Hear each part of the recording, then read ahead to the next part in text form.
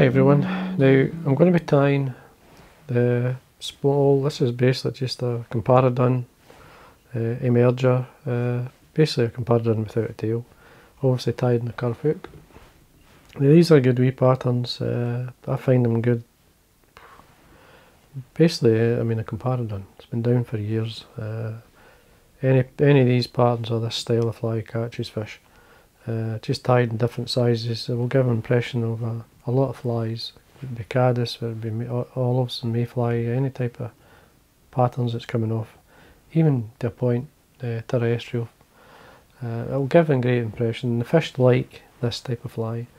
Now, the other day I was fishing and the fish were like, they weren't exactly taking dries, they were sort of emerging type flies.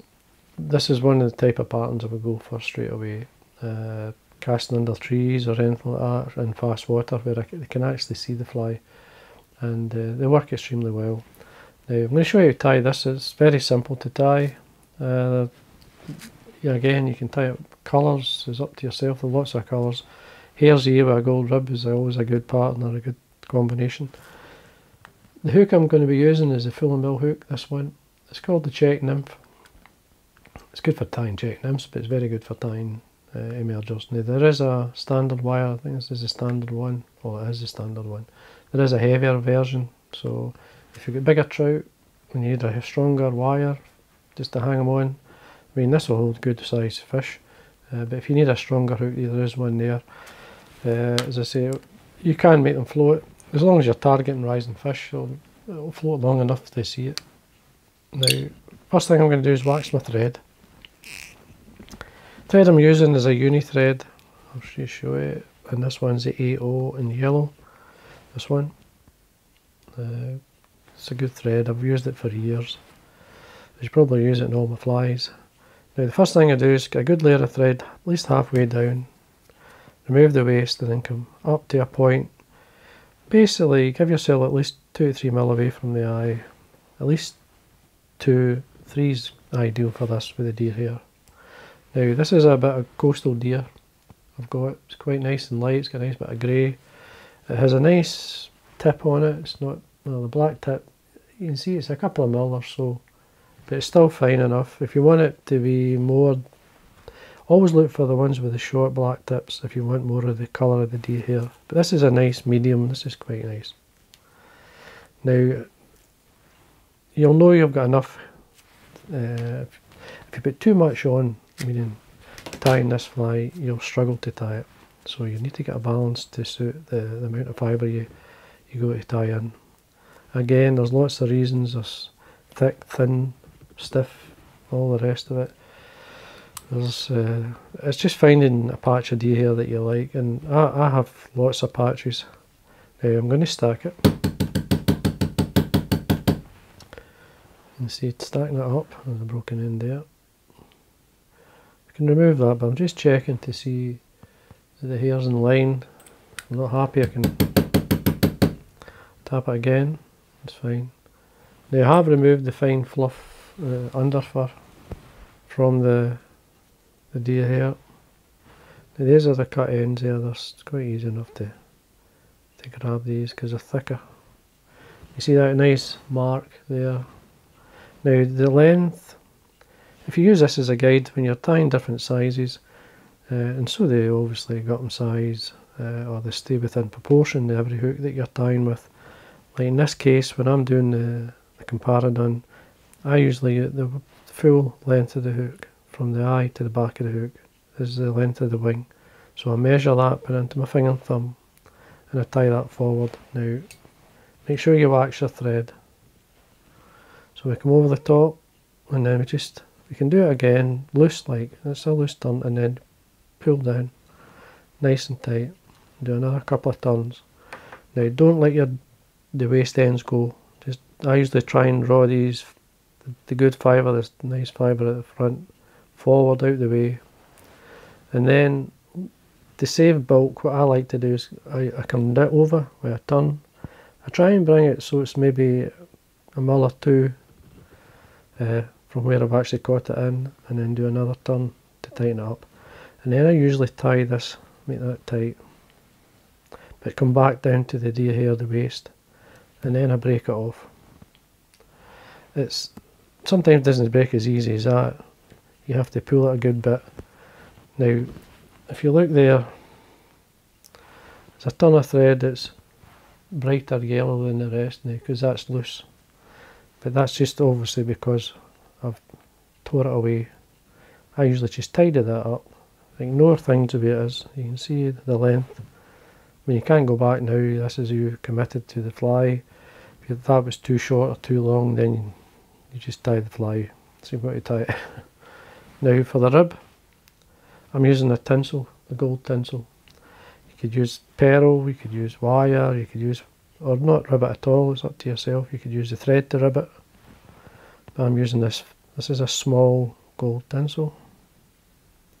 Come round the bend to this point, and then I'm going to come up maybe half a dozen turns or so to form a small yellow tag. There's lots of stuff of deer hair out there for dubbins. As I say, you can change them to suit patterns that you're tying. I've really been overusing this a wee bit, I think, but this has been really fishing well. It's very similar to a blend of dubbing that I've done for years myself, but that's why I like it. This is a Euro Nymph flash dub from Full and Milt. It's called the Light Hare's Ear in UV. There is there's a darker one. Now, just it's got a wee bit of gold in it, tiny bit, suits the pattern. You don't need much. Just lightly dub it on. You can see how easy it is to dub. I just sat that onto the thread and then spun it, and it jumps on itself backly. Now what I do then is tighten to that anchor point where I've caught it. And then I just wind up to about probably 2 mil or so. I want a taper in the fly. There we are. So a couple of mil from the wing. Then I bring up my rib. 1, 2, 3, 4. Into the 5th turn here I catch it. Make sure it's secure. You can bend and break it off, or you can just come in.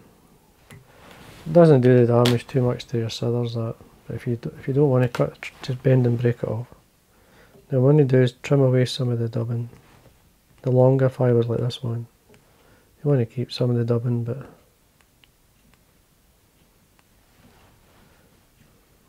anything that's too long. Then I just rub my fingers on the body, roll it, and draw the fibres back so it give it a more natural light look. That's fine. Now I've got a kind of coarser dubbing, and this is similar to, this is a dubbing that I've done for many years. It's a blend of fox squirrel, American fox squirrel, and it's a red one, and a wee bit of, you can either use rabbit or you can use hare's mask, depending on how coarse you want it. This one, it's got a wee bit of rabbit in it, so, and a wee bit of UV flash that I've blended through it. So let's check. Now I want this quite loose. Now what I'm going to do here, this is a simple way just to show you how good, if you blend your dubbins times, they're easy to dub. I'm just going to wax my thread. Now there's the dubbin. I'm just going to tap it onto the thread after waxing it. I've not done anything to it, just basically waxed it. And then I'm going to basically spin my bobbin clockwise to basically make it tight. And then just use that. You can see, because it's waxed, it grabs the dubbin. It's how easy it is to dub. I want it loose, I want it leggy, and that's one of the best ways to do it, get it to be leggy. Now what I've done is a couple of turns at the back, then I'm bringing it forward. I'm sliding the dubbin up towards the eye at a point, taking away some of this excess. Just sliding it up. And that, I'm drawing it back, which is basically making the legs a bit more. Now I'm going to take this off. This is just a wee bit too much. There we are. As I say, just keep it very leggy like. That's fine. Now just check here, I'm going to draw this back so I can get into the head. Just do 2 or 3 turns just to make sure there's fibres are drawn back, meaning the dubbing fibres, and then run the thread or the varnish onto the thread and wet finish.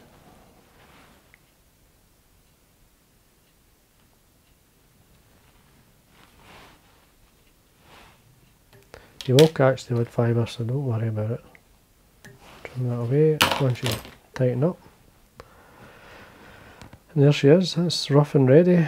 It's just based in the merger Comparadun, as that's all really I call it. You can bring out some of the fibre if you want a wee bit more, but I think that's fine. There's times you just leave it if you're happy with it. You've got the wee bit of leg down there, a couple of bits of deer, but that's mainly, there's a couple of bits of deer here blended through the dubbing as you wound up. But that's it. That there will collapse. I mean, when you cast that onto the water, it will just, the pressure of the water will lift it up and it will sit nice. Very easy to fish with this fly. Tie different sizes, tie it away up, tie it away down even. Go 2 or 3 sizes and more down. It's just a matter of finding the deer hair to suit. You've got different colours. Slightly darker one, it's a darker hair. Again, you see this one a wee bit darker than we are. A wee bit darker as well. So that's taken from this is actually one for roe deer. So that's a roe deer, it's a wee bit coarser, a wee bit stiffer. You'll find the deer hair that suits you and suits the patterns that you want. So anyway, there we are. That's the small emerger Comparadun. Simple as that.